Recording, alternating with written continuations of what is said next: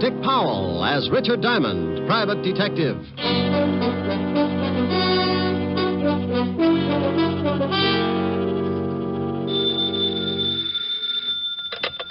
Diamond Detective Agency, the Smiling Gumshoe. Rick. Sign up for our new contest and win yourself a beautiful all-chrome, pre-tested, genuine electric chair. Oh, lovely. What do I have to do? Just tear off your scalp and send it along with 25 words or less why you love Richard Diamond. I can do it in 2 words. What are they? You're pretty. Oh, you win, you win. Where do you want the chair sent, madam? 975 Park Avenue, but I think I have AC current. No problem with the Jiffy Toaster chair. It works on any current, AC, DC. And we have it in 3 speeds, 45, 78, and long playing. Oh, no. Oh, Rick, that's awful. Hello, baby. Hi. What are you doing? Oh, nothing. What's with you? Oh, I just thought I'd call and find out if I'm still going to see you tonight. Yes, ma'am. We going to stay in? Well, I thought I'd have Francis fix dinner and we could sit around and listen to records or something, but if you'd rather go out, No, baby. I think that would be lovely. And so does my bank account. Oh, broke again? Not quite. A little bent. I hope the next client I get has a big, fat trust fund. Well, don't you worry about it. I'll see you around 8. Okay. Bye, baby. Bye.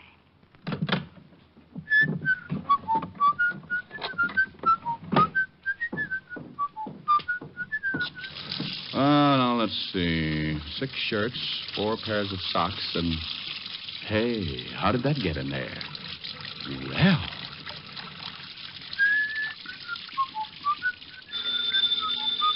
Oh... Okay. Yeah? Well, what's the matter with you? You lost up my laundry. What are you talking about? Today isn't Tuesday. Okay, Walt, so it isn't Tuesday. Nothing's happening around this place. I felt like doing some washing. Why don't you put it away and come on down here? I'll give you something to do. What do you mean?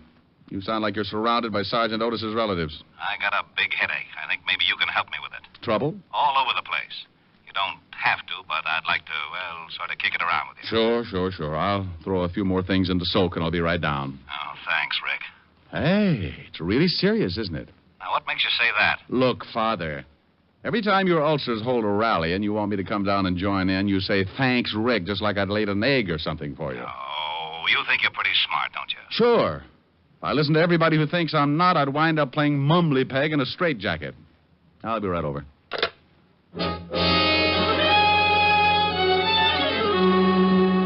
Well, that's the way trouble can get in the way of an otherwise quiet afternoon.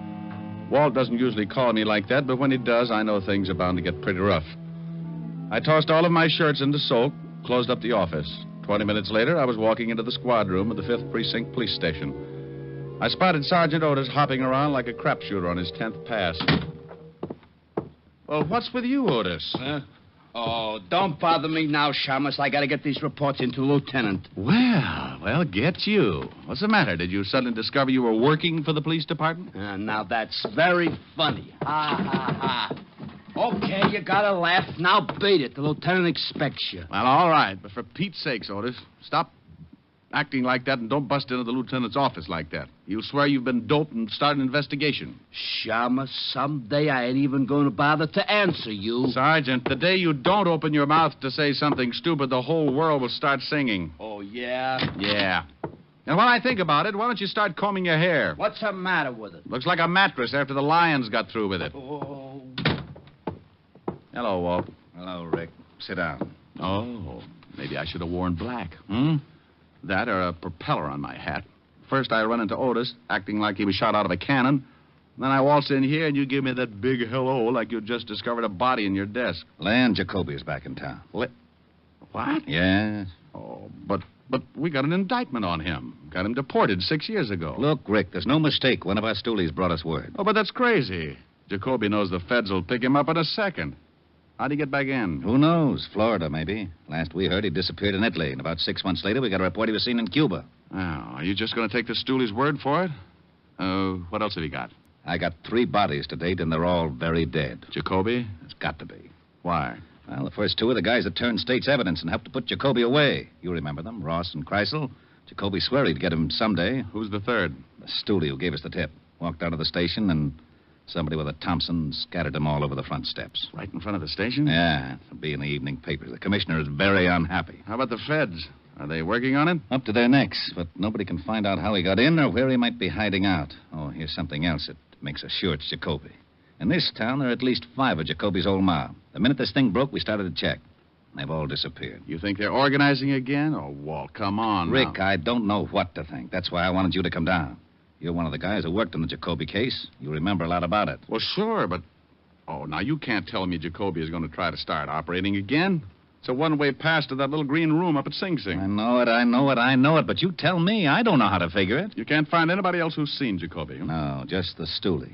He's going to make a swell witness. Yeah. Lieutenant. Yeah? We just got a report on the teletype. Jacoby? Yeah. Florida reports the body of a man found out in the Biscayne Keys. They checked and found out he was a Cuban, chartered boats for fishing trips. And the immigration boys checked with the authorities in Cuba, and it turns out that this dead guy took a party of 2 out for a trip and never showed up again. Wait a minute. You said a party of 2? Yeah, a dame and a guy. Well, what makes you think the guy with the dame was Jacoby? Because the description fitted Jacoby exactly. And the feds say that Jacoby married a dame in Italy. And the dame that got on the boat fits the wife's description. Mm-hmm. Well, Rick? That's ridiculous. Okay. We now agree on 2 things. Leon Jacoby is back in the States, and it's ridiculous. Will you give me a hand? I need somebody who really knew Jacoby. Hey, Diamond, did you really know Jacoby? Sure, Otis. We used to go out and shoot dumb police sergeants together. Oh, hey, Lieutenant, why don't he ever give me a straight answer? Because it wouldn't fit your crooked head. Now go out and dig up some more reports. Okay. All right, Walt. Now, let's say Jacoby's going to start operating again. He's made sure of one thing. Nobody who's seen him is alive enough to testify. So? So this.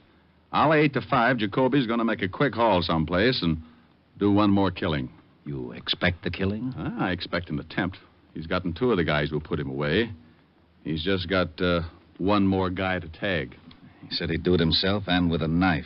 That means he's got to find you. Yeah. The haul must be really important for him, the risk coming into the States. He probably needs money to keep going, so he'll pull off the job and then try to get me. And he'll leave the country the same way he came in. Nobody can ever swear they saw him. Except the 5 guys in his mob. I think he'll kill every one of them, too. That's a lot of doing. Jacoby's a lot of killer. Now, we've got to find out where at least one of those guys is. We'll find Jacoby and try and stop the slaughter. Yeah, but you've got to watch your step, Rick. There's no telling when he's going to pull off the job and try to go to work on you. Look, I'm not happy about it. I'm really the guy who's responsible for putting Jacoby away, and I know him pretty well. He's got a vendetta, Walt, and guys like Jacoby don't figure they're their brother's keeper.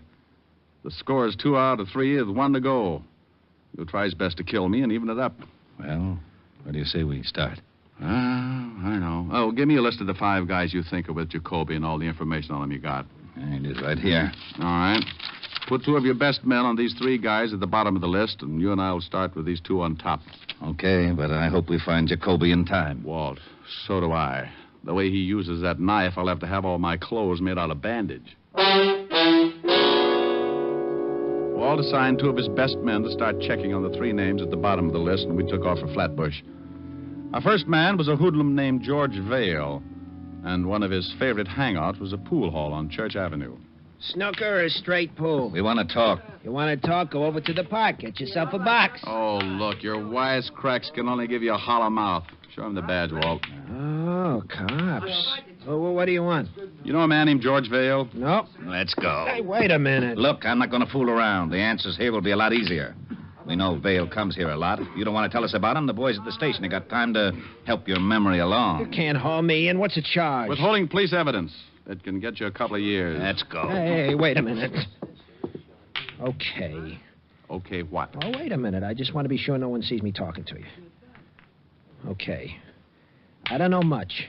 Vale ain't been in here for a couple of days. Where does he live? I don't know. I swear I don't, but I do know it's in the neighborhood. Sometimes I see him coming out of a little delicatessen across the street with a bundle of groceries. Let's go, Walt. Yeah. Oh, thanks, Sporty. It's guys like you who make the police department such a happy little group.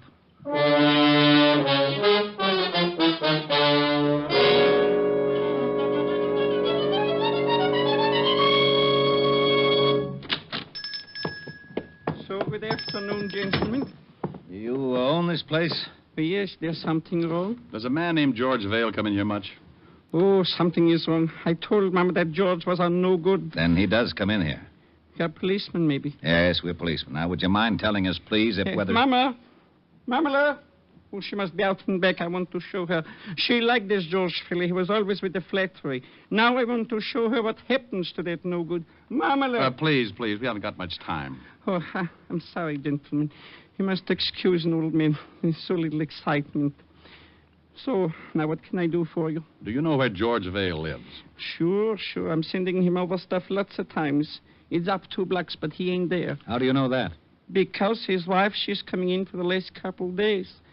She said he was out of town on business. He's got a wife? Sure. A blonde. She's not bad looking. Well, you know. Yeah. What is Vale's exact address? Here, I'll write for you on a piece of paper. What time you got, Rick? 2:30. There are, gentlemen. I hope you catch him for whatever he's done that no good. We'll have to ask you not to mention this to anybody. Not even to Mama. Well, okay, to Mama, but you tell Mama to keep it a secret. Oh, a secret. Well, maybe I'm not telling her for a couple of days yet. Come on, Walt.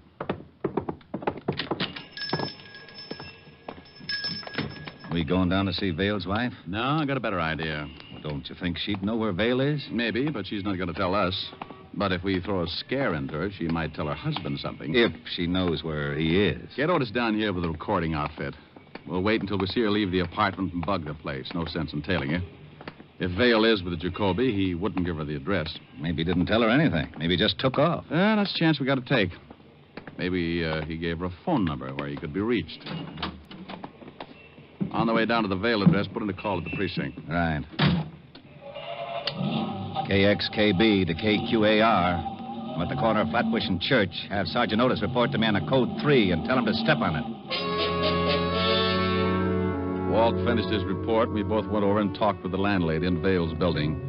She told us that Mrs. Vale was still in her room and gave us an accurate description. Also, she agreed to pull down her window shade when Mrs. Vale left the building so that there wouldn't be a chance of missing her. Then we went back to the car to wait. In about 15 minutes, Otis showed up carrying a small portable recorder.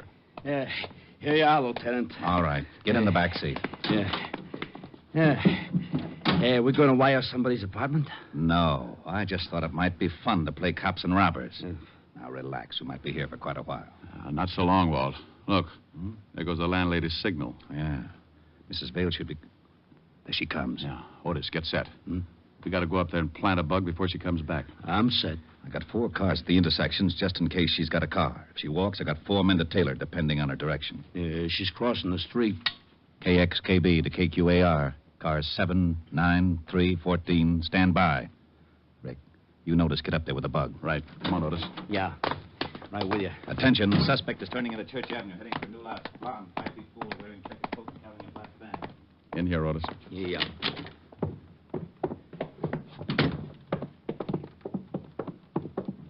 Well, this is her room. The landlady said she'd unlock it for us as soon as Mrs. Vale left the building.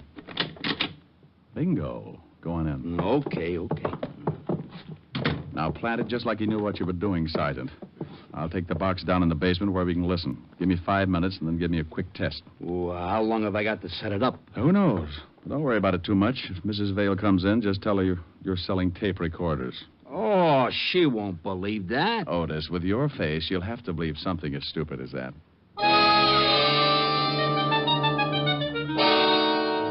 I dropped the wire out of the window and went out and down into the basement. It was a slipshod way of wiring a room, but we were in a hurry, and it would have to be enough. I set it up and waited for Otis to start croaking. Okay, Diamond. I'll start counting. 1, 2, 3, 4, 5, 6. Hey, I think I hear somebody coming. I'm going out the window. I'll see you in the basement.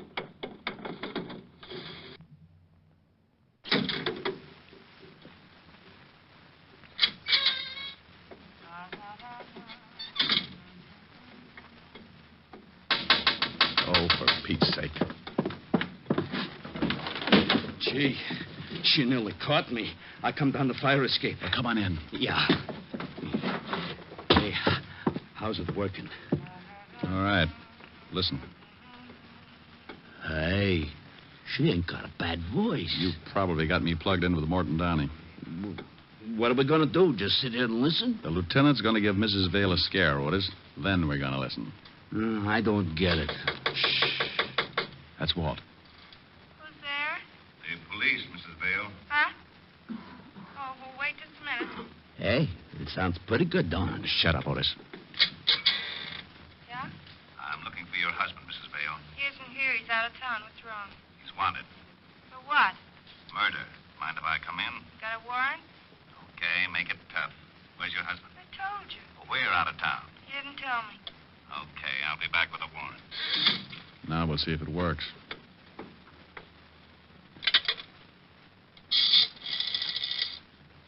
Oh, operator. Evergreen 33349, please. Yeah. Hello, is George there? Oh, tell him Mary. Hello, honey. Well, look, I'm sorry. Yeah, I know, but this is one of those times. Yeah, a cop was just here. Yeah, a cop. Murder. I don't know. No, I didn't let him in. Huh? Oh, I never thought of that. Okay, I won't call again. Bye, baby. Okay, Otis. Stay here and keep this thing going. I got to get back to the lieutenant.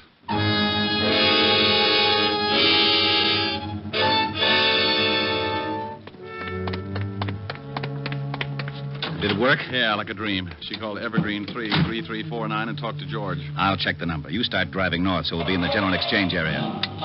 KXKB calling KQAR, code 600 and Evergreen 3. We headed across town while Walt put in the code to the precinct. In less time than it takes Sergeant Otis to say, oh, yeah, we had our address.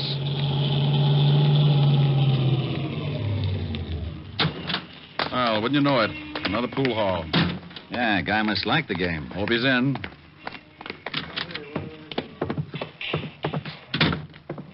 Pretty crowded, I don't... Oh, yeah. Yeah, there he is. He sees us. He's going for the back door. Let's grab him. Right. Hey, let me go. Get your hands off me. You're busting my arm. Just take it easy, Vale. All we want to do is talk to you. Come on, outside. Okay. Go on, Vale. In the car. Quit shoving. I'm going. Walt, I'll wait. Now, Rick. Where did that shot come from? Got Vale in the chest. Yeah, across the street. Stay down. Yeah, look. Look, Vale, you're not going any place now. We know you're working for Jacoby, and we know he's close. The guy who just shot you is working for Jacoby, too. You're not going to cover up for a louse who just fingered you, are you? Jacoby's looking for you, too, Diamond. He's going to cut you up bad. Where's the hideout, Vale? I'm going to put in an 800 on this, Rick. I want this whole area surrounded. Come on, Vale. Where's Jacoby? 455. Vale. Oh, swell. Repeat, code 800 from Central Park West to 10th, from 59th Street to 64th Street, KXKC, now at Pool Hall, 9th Avenue, 60th Street. Okay, Rick, what's with Vale? Yeah, nothing. Dead? Yeah. Gave me half of Jacoby's address, 455, and then made the trip. 455? Well, come on, there can't be too many 455s within walking distance. What about Vale? Yeah, I'll call in for the wagon. Go ahead, I'll start checking apartment numbers. Now, you wait a minute. You better take it easy. Jacoby would like nothing better than to have you go knocking on his front door. If I know Jacoby, Walt, he's got the radio on, and he knows just what you're doing. Besides, that fingerman will tell him about Vale. Somebody's got to find him before he makes a break. He's done enough killing. Well, if you do run into something, you wait for the boys. Walt. Yeah?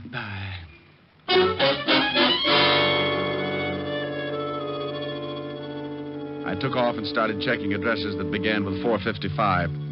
The first was Cold Turkey, nothing but a married couple who looked like they were in training for Madison Square Garden. I moved on. Somewhere in that neighborhood, Leon Jacoby was listening to his radio. Car 3, code 800, 455 to 61st Street. Car 16, 17, and 18. Shut it off, Jane. 61st But, and Leon, 5th Avenue, they're same surrounding code. this whole area. Shut it off. All right. All right. I wish the boys would get back. All right, take it easy. Take it easy. Yeah, who is it? Eddie, boss. Okay. Boss, the cops... Come in. 2 cops picked up Vail in the pool hall. Oh, so that's what it's all about. That Vail will talk. No, he won't. What do you mean? Well, I waited across the street. Got Vail when he came out with the 2 pigs.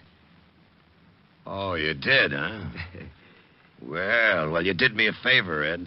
When I figured you didn't want anybody around that might squeal, you know, Vail, wife and everything. Yeah. Yeah, you know what else you did, Ed? What? No, what? When you plugged Vail, you brought the whole New York police force right down on my neck. Huh? Yeah. So, I gotta return the favor. Well, what do you mean? I just didn't think. No, you didn't. Leon, come on. We got to get out of here. Will you shut up? Hey, now, wait a minute. What's with you? I got a present for you, Ed. Huh? Leon! Oh, no, boss. Put that knife away. Sure. No. Leon. Oh. Oh, Leon. Oh, no. No. What's the matter with you? What did you do that for? I'm in a tough spot. I go faster alone, baby. Alone? Yeah, baby. You mean... Yeah, that's right. You'd leave me. Look, I got no choice. You know how it is, kid. 1 might get through, but 2, no chance. Nothing to say, baby? Yeah. Go on, get out. Just like that, huh? Then what would happen to you? You might help the cops find me, huh? Tell me, aren't you a little scared? No. Just sick. I've been sick since we got here. I wish I'd known what you were really like. I'd have laughed at you when you asked me to marry you. Oh? Well, go on, baby. Laugh now. Maybe it'll help. Well, go on. Laugh your head off. Nothing funny. You're trying not to act scared. Jacoby don't scare you none, huh? Now I laugh. You're scared plenty because you think I might kill you. Well, say something. Don't just stand there. You're scared. You gotta be scared. Everybody's scared of Jacoby. You slapped Jacoby. Okay, baby. Nobody slapped Jacoby. Not you, not the cops, not anybody. Maybe you like to beg me not to kill you, huh? Good. Go ahead, go on, beg. Oh? Okay. I think about you when I'm back in Forenzi, baby.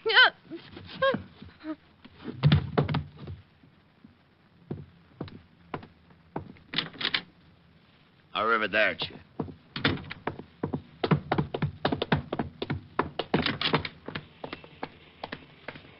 Jacoby, hold it. What? Stop, Jacoby.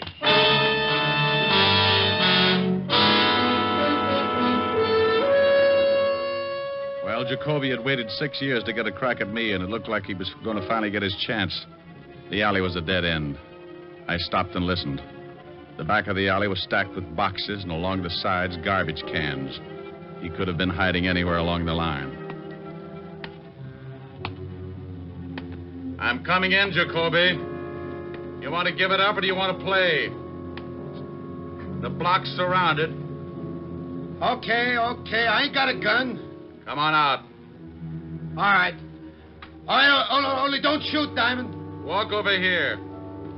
Hey, you see, I ain't got a gun. Now, don't shoot, please. Shut up, slob, and start walking out. What you gotta act like that for, huh, Diamond? Come on, Jacoby, move. So, what do you cops got against me? What'd I do, huh? Nothing, Jacoby. Not a thing. Start moving. Well, why you gotta get so tough? Or maybe you're scared. Scared to death. Now, if you don't hurry up and move, I'm going to shoot you full of holes. I'm so scared. All right, Diamond, all right. I ain't got no gun, so you can push me around like that. What are you going to do to me, huh? Why, not a thing. Haven't you heard? The city went out and bought you a yacht. They like the way you kill people, so they're going to give you the yacht and send you back to Italy. Now, walk out of that alley. Okay. Now, you dirt.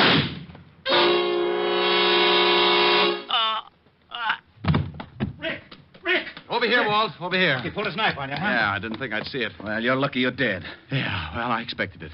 There used to be an old saying 6 years ago. When Leon Jacoby wants you dead, he'll use a knife and you'll lose your head. Yeah, he should have remembered. I keep up on slogans.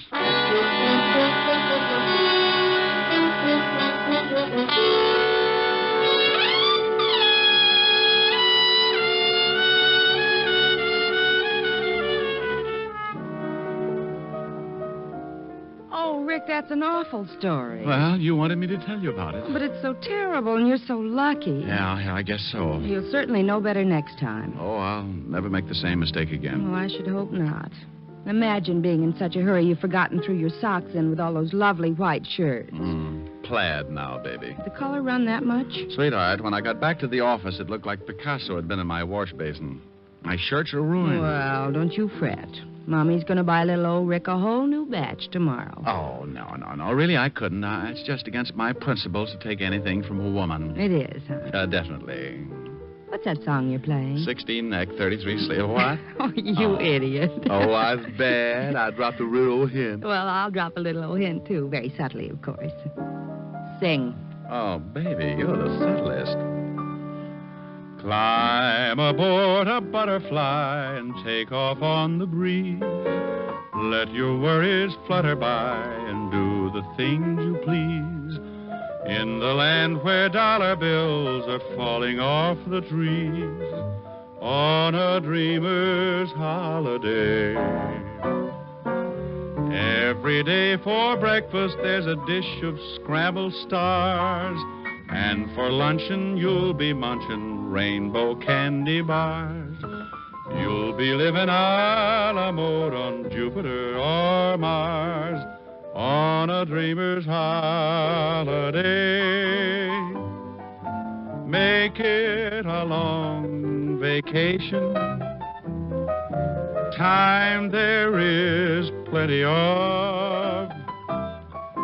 You need no reservation. Just bring along the one that you love.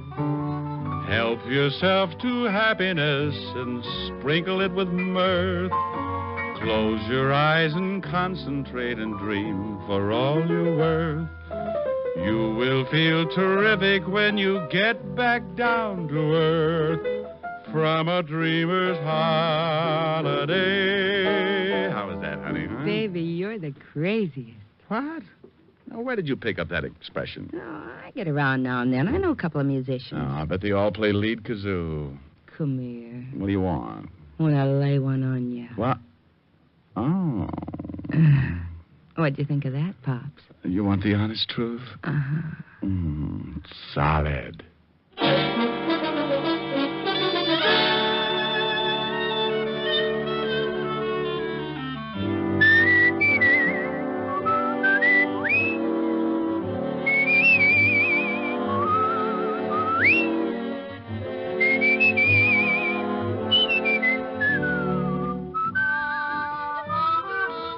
You have just heard Richard Diamond, Private Detective, starring Dick Powell. Helen was played by Virginia Gregg, Lieutenant Levinson by Ed Begley. Also in our cast were Wilms Herbert, David Ellis, Gene Bates, Edmund McDonald, and Charles McGraw. Music was under the direction of Frank Worth. Richard Diamond is written and directed by Blake Edwards. Dick Powell soon will be seen in the screen version of the best-selling novel, Mrs. Mike. Now, this is Eddie King inviting you to be with us again at the same time next week when we will again bring you Dick Powell as Richard Diamond, Private Detective.